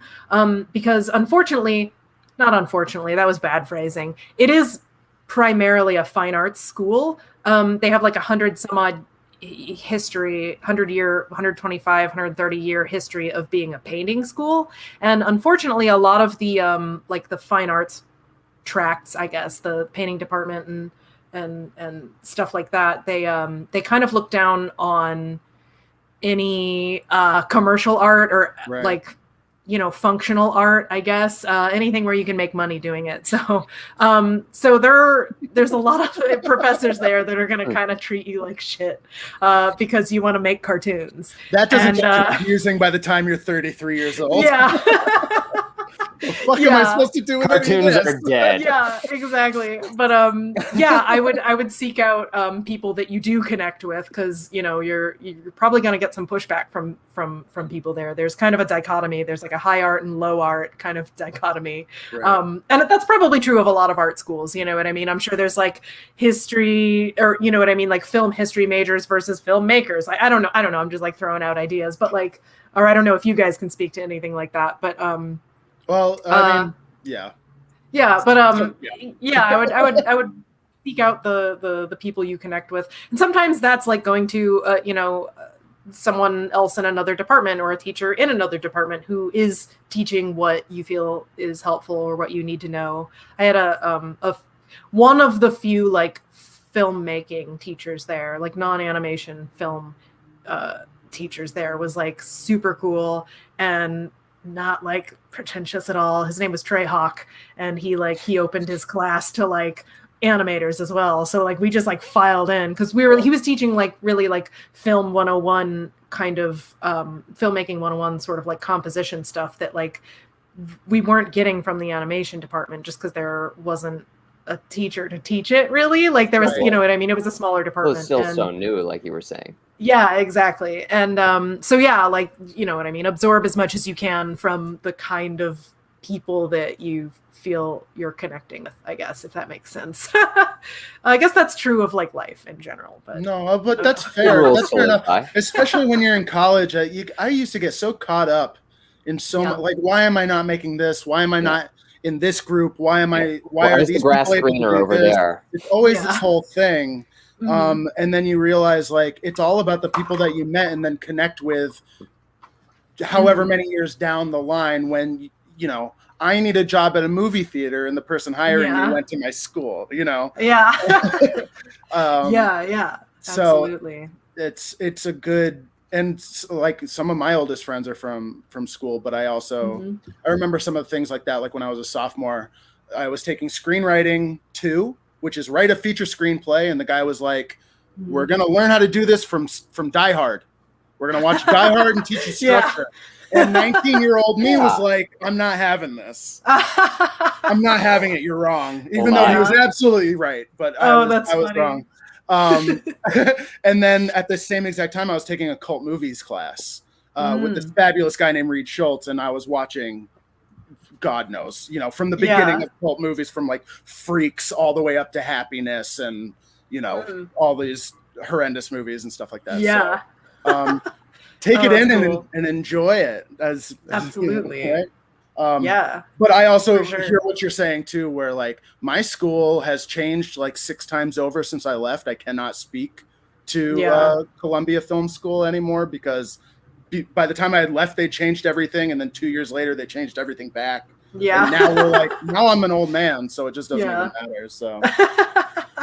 Yeah, absolutely. I also to add on to your point, all of the like current friend group that I have, all of the roommates that live in this house with me are people that I went to college with. Like we're all still friends, you know what I mean? Like we all work on stuff together and like help each other out. So yeah, like I think it's important to like, you know, find your people, I guess, find who you connect with. Yeah. Sometimes that feels easier said than done. Is there any advice to that for those who may be struggling with that sort of thing? Because especially at that time when you go to college for the first time and it's like, well, I'm really looking to find my group, and sometimes what's happening over there does look very appealing, and why am I not doing that? So this is a cruel social experiment. Yes. So how to either keep finding people or to do what it is that is still going to fulfill yourself, but by spending time a little bit more time by yourself than maybe you expected. Yeah. Oh, that's super interesting. I do think there's thank you for that. Anyway, yeah. No, it was like the old film reels when like the film melts. But then it came right back. What just happened? Yeah. Oh man. Yeah, I would say. Oh gosh, that's kind of tricky. I was really lucky because the like nerdiest like anime kids in class, like I guess they could smell the anime on me, and they were like, hey, be in our friend group, and they just like swooshed me into their group, you know what I mean? And it was like, oh cool, these are my people. That was easy. But I guess for that kind of advice, I was talking to one of my roommates the other day who was saying that, you know, when he was in college with all of us, he's like, man, you guys would all like stand around and have these conversations, and it just sounded like you knew so much, and you got everything, and you just spoke like so confidently about like film and the stuff that you were into, and you know, just sharing these ideas. And I always felt he felt at the time that he didn't know enough, and he couldn't like jump into those conversations or whatever. And every single one of us has since been like, oh no, dude, like we didn't know what the fuck we were talking about. We were just like dumb kids. Because like I feel like for me anyway, I feel like when you go, what I felt like in college is like it's kind of one of the first time. like when you're in high school, I guess you're around a bunch of people who you don't have the choice to who you surround yourself with. It's just whoever is, far less at the school with you. Yeah. And so in college, especially in like if you're all studying the same major, it's like there's at least a pool of people here that have similar interests. Right. Obviously there's going to be little like cliques within that, as there were with our class as well. But it's kind of the first time you can sort of like, you're like testing out, I feel like, speaking with authority on things that you think or that you feel, and you know what I mean. It's like a test run of adulthood, I guess, of like being out in the real world or whatever, and there's still a little bit of like a safety net, I think, in college to a degree. And so I guess what helped me like talking with people and starting up conversations in college is I would say things like, oh, I think that blah, blah, blah, or I feel like blah, blah, blah, when I'm like talking about, something I had opinions on. So that's like, you don't, you know what I mean? I certainly didn't mean to sound like a know-it-all, but it's like I felt more comfortable starting conversations with people if I sort of prefaced it with this like, sure. You know what I mean? Like, I feel like this movie was setting out to do this thing, or this director meant this, or whatever it is. That makes it kind of easier to just say a thing and not worry about how, if you're going to be wrong or if people are going to judge you for it or whatever. I guess that would be my advice. But yeah, it was an interesting conversation. I didn't realize until like literally like a couple weeks ago that one of my like closest friends was like, oh yeah, like I was so shy to like talk to you guys. I thought like you knew everything and I was just dumb. And it's like, no, not at all, dude. Like, so everyone's there's not really anything to I guess be worried about, That was always my favorite part of the year, was around end of August, beginning of September. I lived in a neighborhood that was right next to, or that university was very much in. Loyola was a big part of Rogers Park where I used to live. And there's a train stop, the Loyola train stop. And so around that time, you'd always hear the train would be full of freshmen, like getting to know each other. Oh, that's funny. And like trying to like peacocking out, none of these people are going to be friends later on, but they all live in the same suite, and they're all like, I'm from Wisconsin, I'm from Nevada. Oh, yeah. We're from Vermont, and then you just listen to them talk about their whatever opinions on cashews and stuff like that. I used to listen to it all the time. It's so funny. And that is hilarious. You need to get to know each other. But as you get older, you realize like it's all so silly. But also freshman year of college is just one of the, I just hated it. I just hated freshman year of college. That's so funny. That's besides the point. No, that's great. That's great. Oh man. Yeah. I actually transferred into the school that I went to. So I skipped the freshman year and I went straight to the sophomore year. So everyone kind of already knew each other, I guess. Except me and like two other. In some ways. Yeah, it was interesting because like everyone kind of, So, okay, well, the anime kids, the weeaboos, like they were already formed and they were just like, cool, you're one of us. Like I didn't have to do an awful lot of work. I mean, you do, you're still like you're the new kid, I guess, because you're the transfer student, but like I don't know, but it's a smaller department within a fine art school. Exactly. Columbia I was part of the film department of Columbia College, Chicago, which is like the biggest the biggest major for the biggest moneymaker part of the school. So you kind of make your way and you figure out the islands and stuff like that, but ultimately it's just college, and hopefully down the line you're just cool enough that I remember you, you're cool, here's a job. Oh man, absolutely. Good advice for life. Be cool and don't be a dick. That is the advice I got before my friends moved to LA. They're like, you want to move to LA, Jake? Don't be a dick. And that's pretty much basically, because you want people to well, you want people to keep you in mind, like when they're staffing up for something, or if there's a project or whatever.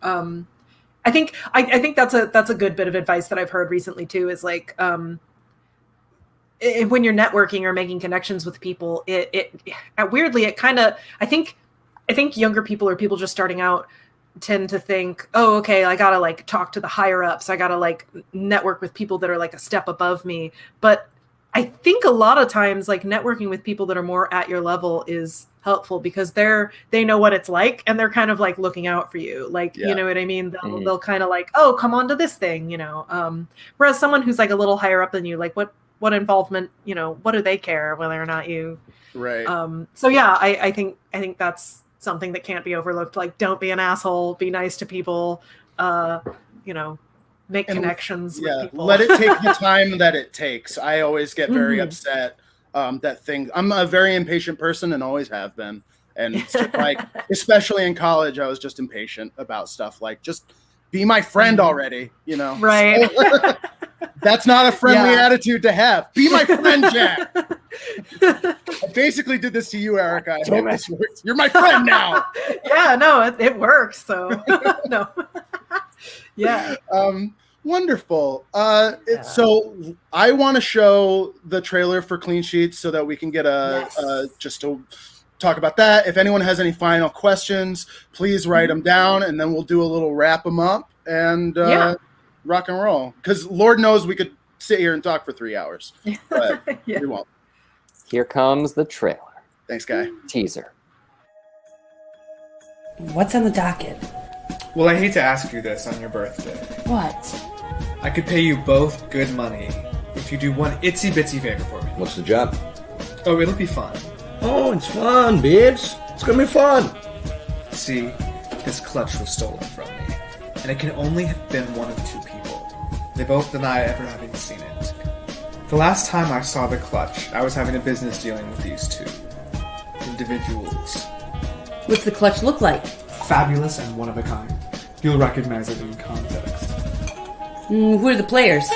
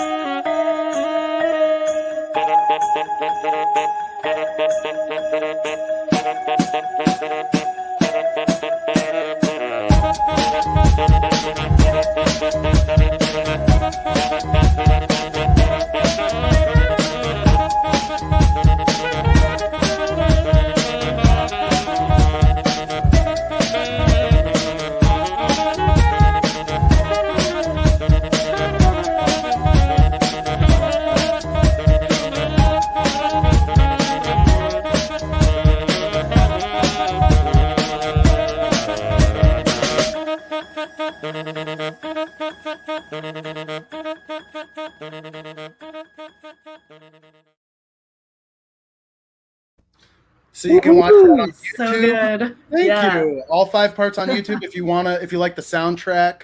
It's on Spotify. Listen to Nether Friends on Spotify because he has all of the music in the whole wide world. He makes, I think he started making an album a week last year. Oh, wow. Like he makes his living off of Spotify. He has so much music. It's incredible. Amazing. He made so much music that he bought a Tesla and was going to tour the country, going to all 50 states again, which he's done before. And then the corona hit and now he's in like, you know, nowhere, Georgia or something like that. With a Tesla. For a while. Dude, Nether Friends, I cannot push him enough. He's just awesome. But the soundtrack to Clean Sheets is there. So, hey. Thank you, Jam Doodles. Thanks for hanging out this entire time. This has been a very healthy episode, I must say. But really, what do we got? I remember an old classmate saying something about not having a network, and I was like, am I not in your network? Damn. Yeah, go fuck myself. That's fine. Yeah. Guess not. Sure. Oh, gosh. Oh, thank you so much, Swirlsy Pop. Yeah. Swirlsy Pop, I hope you have a really good time in your upcoming year. If there are no other questions, Erica, what you been watching this week? What have I been watching this week?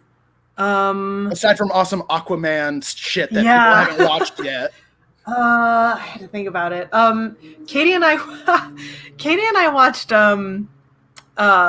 Oh God, what's it called? The disco movie, Saturday Night Fever. Oh yeah, what'd you think? Oh my God, I had never seen it before. Like all of the parodies of it, like don't really prepare you for how fucked up it is. Yeah, it's a really that's very true. Yeah, because it's just been done over and over again. It's just so much part of the culture. But then you watch it, and there's really nothing like it. That it's its own thing. It's so much a 70s movie. It has that that New York aesthetic, like everything about the what did they go to the 2001 roller derby rink kind of a thing? Like, all of it you can't find in nature anymore. It doesn't exist anymore. Because you don't fuck with the future. The future fucks you. Well, that's Jack, you know that because you can't go roller skating anymore. What with your chest? Well, no, I can still go. I just get easily winded and then I collapse and stuff. People say, "Are you okay?" And I'm like, "I'm a comedian. It's fine." Oh gosh, yeah. Saturday Night Fever. That's a good one. I only recently saw that for the first time a couple years ago. Myself. I will like. If there's some, I don't know if there's some younger people in the audience that want to watch it, I would be warned. There's some pretty sensitive subject matter in there, but it definitely has something to say. It's interesting. It's really weird watching it like now, but yeah, it has something to say. And then we also, as a follow up to that, we watched the sequel. Staying Alive. I've never seen that. That's a little bit more about the dancing, right? Yeah, or is that just as heavy? No, you're exactly right. It's just like a regular dance movie. There's like it's just will he or won't he get with this girl or that girl, and there's dancing. And it's the 80s now. It's very 80s kind of like. And he's very shiny, right? He's very very shiny. Yeah, it's Stallone. There's a. Yes, Stallone, exactly. It's it was Stallone wrote and directed it. Yeah. No. Okay, now I do want to see Stallone. This movie. Yeah. All right. Exactly. I know what I'm doing when we get off this chat. Yeah, it's weird. It's like a totally different movie. Like, I guess that's the same guy from Saturday Night Fever. Like, it's him 5 years later, and I guess. His friend killed himself. I don't know, like whatever that was about. Like now he's dancing and he's like doing being a star. Like okay, he's a star. He's Danny Zuko grows up. Danny Zuko grows up. Yeah, that's. I think that's what Those I are good watched ones. recently. Yeah. Jack, what you watching? Oh man. I watched the Farmageddon, the Shaun the Sheep movie. Oh, so that was the perfect film to watch this week. Yeah. Speaking of animation, Our friends at Aardman, our sponsors over at Aardman Animation. It was good. It was so much fun. I haven't seen the first Shaun the Sheep movie since they put it out, so I'd forgotten a lot about it. But so I forgot just how much parodies are a theme of the film, and this film just really nails so many parodies, and it's just delightful. And it's great because if you have, for those watching who have not seen any of the Shaun the Sheep stuff, there's no dialogue. It's just all gesturing. It's all sounds. A lot of acting. Huh? Yeah. That's incredible. So it's so much fun. And then I finished watching season 3 of Ozark this week. And I was wondering. We've all been tracking Jack watching Ozark. So good. I'm very excited for the upcoming season. I don't know when it's happening, but that's what I'm looking forward to. Sounds good. Ozark season 3. I've talked about it several times. Making it happen. I'm not even involved in the show, and I'm plugging it so much. I think it's so, and I won't take everyone's time, but I think it's so crazy and how ballsy it is to make a silent animated film. Yeah. At this day and age, like you really gotta, because we tried to watch Early Man, and that didn't work for me. Oh yeah, that was a rough go. But I don't know this from that from soccer and football, so it's all over my head. If you enjoy soccer, European football, I see, you'll enjoy this. Yeah. But I do think it's really ballsy just to put all of that on your animators. It's a lot of. It's a lot of. I saw the first Shaun the Sheep movie in theaters when it came out, and with all my friends, and it was really incredible because it's like a theater full of like families and young kids and stuff, right? And you think there's this like assumption, I guess, that like kids won't be into something unless it's like bam, bam, bam, like all the time action noises happening. And it's not, like you said, it's just character acting and silence.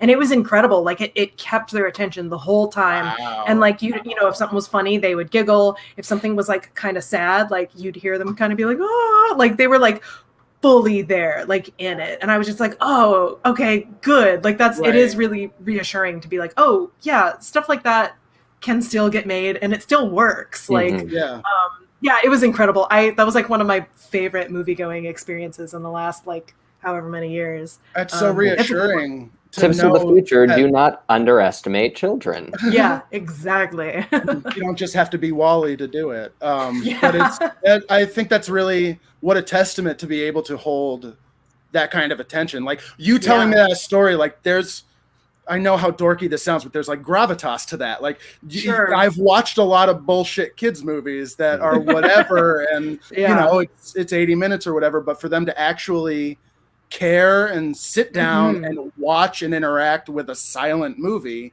is out of control to me. And like kudos to those artists, that's way harder than it's like. Yes, I know that's what they're getting paid to do, but that's like the hardest thing I can possibly think of in terms of like kids animation. Well, it's so antithetical to everything else that is available these days.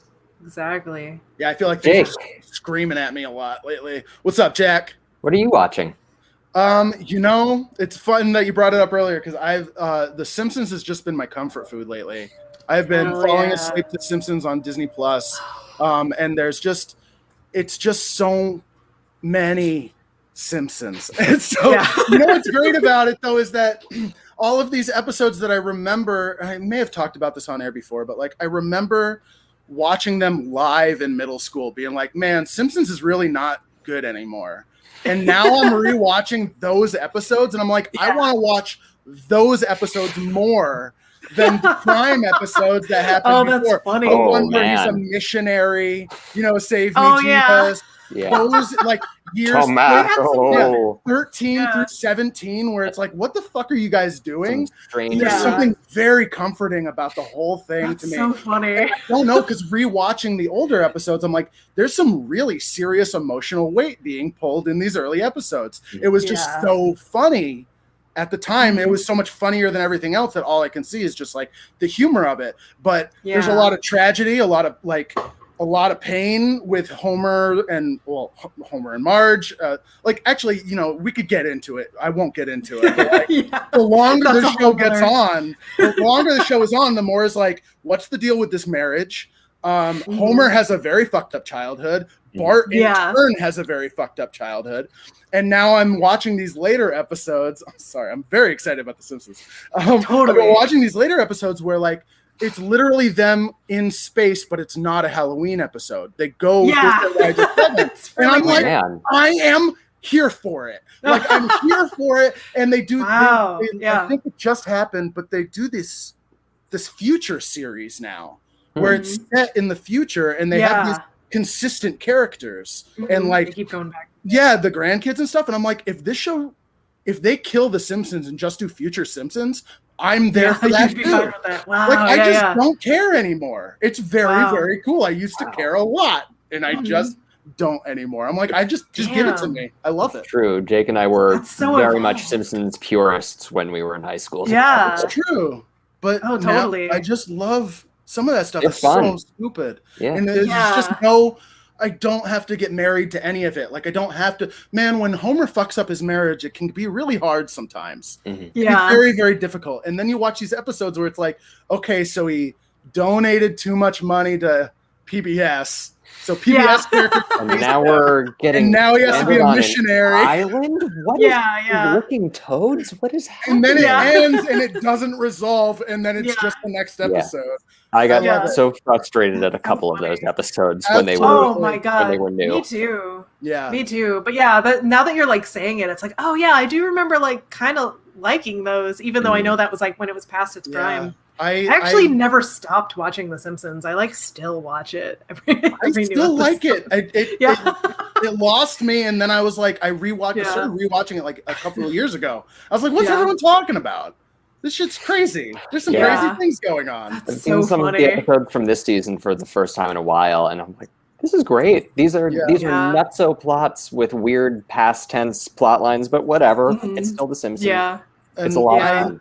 I have a friend who writes freelance stuff for Simpsons writers, so he gets he gets some fun kind of. That's so cool. Yeah, those a lot of times those are the best episodes. I feel like the ones that they had to do freelance, those are because it's like fresh. It's like a fresh take on it or whatever. He says at this point they're like whatever works. Like they used to have. Like he goes out for drinks and they're like, we're 33 years in, whatever. And I'm like, when they said that, there was something bitchy about because they did like a flashback to 2005 when Homer was a kid in 2000. Yeah, he's Gen Z now or something. Yeah. And people were bitching, and the artist went on. One of the directors went on Twitter and was like, "It's a show." It's a 30-year-old cartoon with a floating timeline. Yeah, they're not real people. It's just fine. So, like fan theories. Who cares? Who cares? It's all out there now. I don't care. It's just fun. Make me laugh. Make me laugh, monkey. All right. I can talk to you guys forever and ever. And ever and ever. This has been so much fun. Definitely. Any final plugs for you, Erica Wester? No, I don't think so. I mean, I think you guys pretty much covered it. Yeah. Cool. Go to Erica's website. Check that out. We really want Welcome to Hell 2 to be finished one of these days, but we wait for that with bated breath. Everybody go email WB and Warner and HBO Max and shit and just harangue them about this, please. Just give so much money to the Aquaman project so that they can finish the Aquaman project and pay you a shitload of money. Precious. Takes so precious little, Warner. Come on. Right. A little bit. This episode will be up. It's not just live and disappear. So definitely, I hope everyone gets to watch this in the future, and we'll be sharing it around because this has been so much fun. Thank you, everybody, for watching. Jack, you got any plugs? I just don't want the party to end. I'm having such a great time. This has been delightful. Thank you so much, Erica, for joining us. We really had some great questions tonight. So thank you, everyone, for asking all that good stuff. Check us out on jellyrollchicago.com. Follow us, like us, share, subscribe. We are on Facebook, Twitch, and YouTube. We will be back next Thursday night at 9 Eastern, 8 Central. I'm very excited. With an independent filmmaker. She makes horror films. Her name is Simone. Ooh. Is it Simone Kissel? Kissel. Cool. Glad we got that out of the way. Yes. Simone Kissel next week. I'm excited for her and to get to know her and chat with her and Jack. And Erica, please come back. Please come back. Sure, I'd love to. Wonderful. All right, Jack, can you take us out here? Thanks, everybody. If I can find the right one. Oh, there it is. I just think they're neat. Kids, turn off the TV. Always with the smooth talk. Your Uncle Arthur used to have a saying. Shoot them all and let God sort them out. I just think they're neat. You should listen to your heart and not the voices in your head. Like a certain uncle did one gray December morn. At times like this, I guess all you can do is laugh. Now let's forget our troubles with a big bowl of strawberry ice cream. I just think they're neat.